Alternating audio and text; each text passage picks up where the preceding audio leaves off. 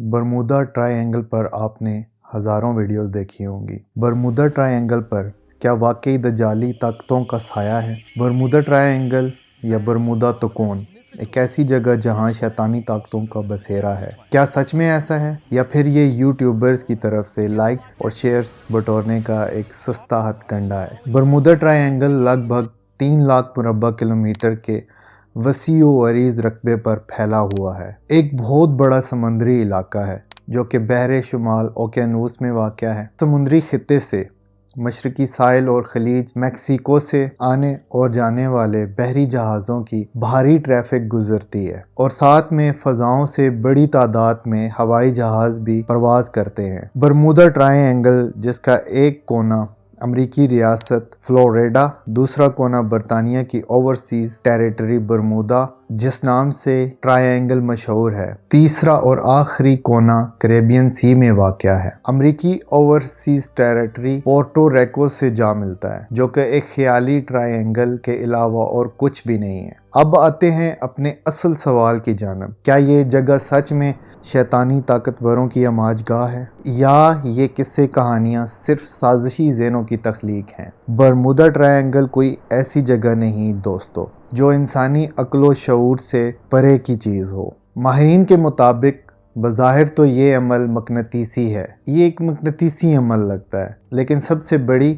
معقول اور قابل فہم وجہ جو ہو سکتی ہے وہ یہ کہ برمودا تکون جس خطے میں واقع ہے وہاں سمندر کی گہرائیوں تھلے آتش فشاں پہاڑ موجود ہیں۔ ان پہاڑوں کی موجودگی اس طرف اشارہ کرتی ہے کہ ان جہازوں کے ڈوبنے کے پیچھے میتھین گیس ہو سکتی ہے، مطلب سمندری پہاڑوں سے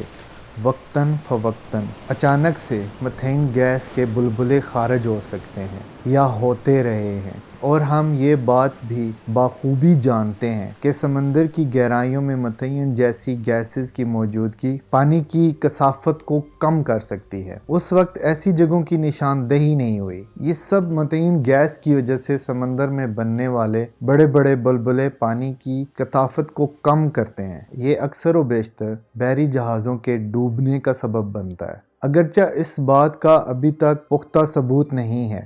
لیکن امریکی جیولوجیکل سروے کے ماہرین کے مطابق ماضی میں اس سطح سمندر کے نیچے جہاں برمودا ٹرائی اینگل واقع ہے وہاں میتھین گیس کے ذخائر موجود رہے ہیں، جو کہ غیر معمولی طور پر بہت بڑی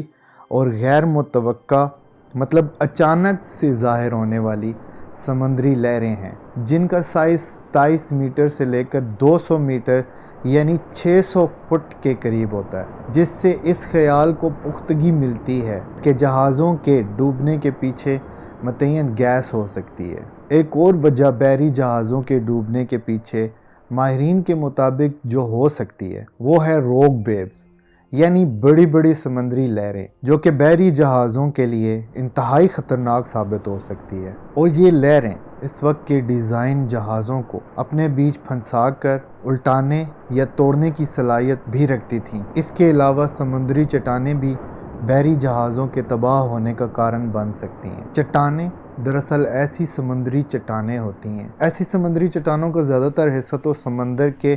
اندر ہی ہوتا ہے، لیکن کچھ تھوڑا سا حصہ باہر بھی نکلا ہوا ہو سکتا ہے، جو کہ سمندری لہروں کی وجہ سے جہاز کے کپتان کو اچھے سے دکھائی بھی نہیں دیتی۔ ساتھ میں اس وقت کے جہازوں میں اتنی ٹیکنالوجی بھی نہیں ہوا کرتی تھی کہ سمندری سروے کروا کر جہازوں کے کپتانوں کو تب ایسی جگہوں کی نشاندہی کر دی جاتی تاکہ جہازوں کے کپتان بحری جہازوں کو ان چٹانوں سے بچا کر ایک محفوظ سفر جاری رکھ سکتے۔ اس ٹائم پیریڈ میں جب تک کپتان کو جہاز چلاتے ہوئے اور جہاز ان چٹانوں سے ٹکرا کر سمندر میں ہی غرق ہو جایا کرتے تھے۔ اب آتے ہیں دوسری وجہ کی جانب۔ رہی وجہ ہوائی جہازوں کے غائب ہونے کی، تو اس کی وجہ وہاں اٹھنے والے سمندری طوفان ہیں جو کسی بھی دوسری جگہ سے زیادہ ہیں۔ آپ بھی اکثر ہر 2-3 سال بعد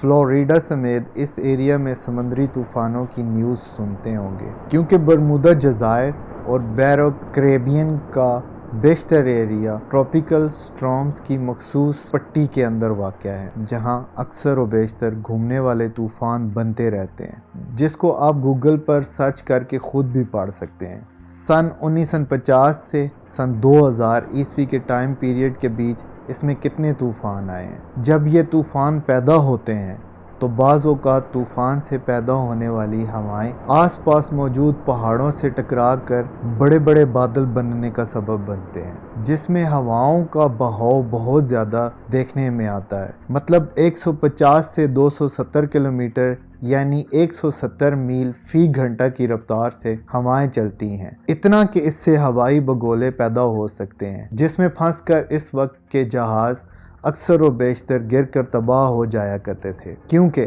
اس وقت کے ہوائی جہازوں میں بحری جہازوں کی ہی طرح اتنی ٹیکنالوجی نہیں تھی کہ پائلٹ ایسے طوفانوں میں کنٹرول ٹاور کے ساتھ باہمی کمیونیکیشن رکھ پائیں، جتنا کہ آج کل کے دور میں جہازوں میں طوفانوں کے بیچ کنٹرول ٹاور کے ساتھ رابطہ کر کے بآسانی بہت حد تک کمیونیکیشن مکمل ہوتی ہے۔ یہی وجہ ہے کہ آج کے دن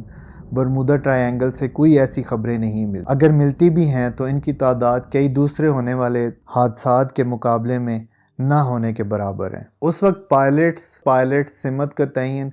کیوں نہیں کر پاتے تھے؟ اس کی ایک وجہ تو سمندری طوفان ہی ہیں۔ دوسرا، اس چیز کو سمجھنے کے لیے ہمیں مقناطیسی قطب شمالی اور جغرافیائی قطب شمالی کو سمجھنا ہوگا۔ جو لوگ کمپاس کا استعمال کرتے ہیں وہ یہ بات بخوبی جانتے ہوں گے کہ جغرافیائی قطب شمالی آرکٹک اوشن کے عین بیچوں بیچ واقع ہے، جبکہ مقناطیسی قطب شمالی کی ایگزیکٹ پوزیشن بتا پانا قدرے مشکل کام ہے، کیونکہ یہ ہر جگہ ایک سا نہیں رہتا اور وقتاً فوقتاً ارتھ کور میں اپنی جگہ بدلتا رہتا ہے، اس لیے کہ اس کی ایگزیکٹ پوزیشن نہیں بتائی جا سکتی۔ آپ کی آسانی کے لیے مقناطیسی قطب شمالی اور جغرافیائی قطب شمالی دونوں میں کئی کلومیٹر کا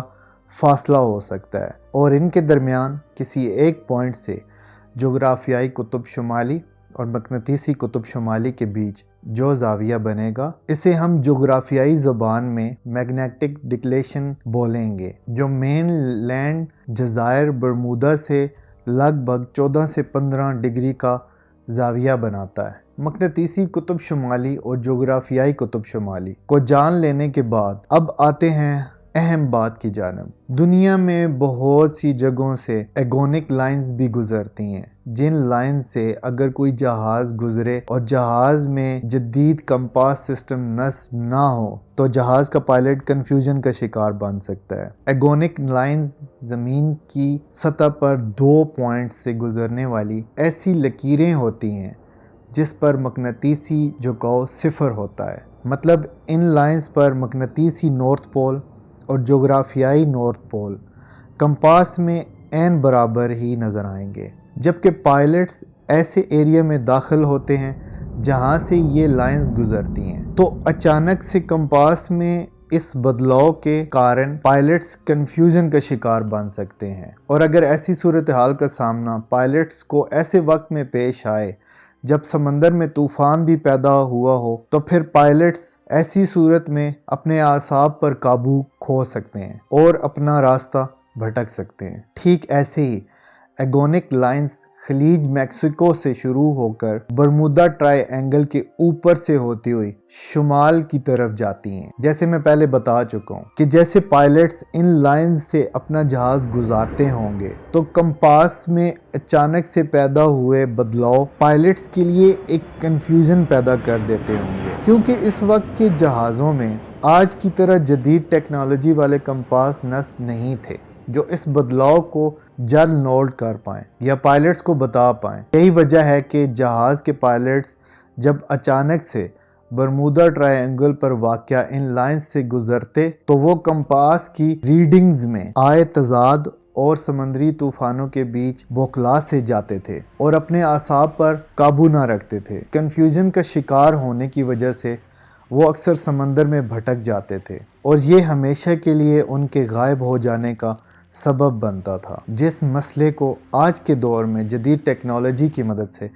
بہت حد تک حل کر لیا گیا ہے، لیکن تب جب کمپاس اتنے جدید نہیں ہوتے تھے، تو ایسی جگہوں سے گزرتے ہوئے پائلٹس کو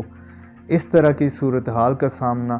بسا اوقات کرنا پڑتا تھا، اور اکثر و بیشتر وہ اپنا راستہ بھٹک کر سمندر میں ہی غائب ہو جاتے تھے۔ یہ سب کہانیاں ہیں کہ وہاں پر دجال ہے، اور ایسا کچھ بھی نہیں ہے دوستو۔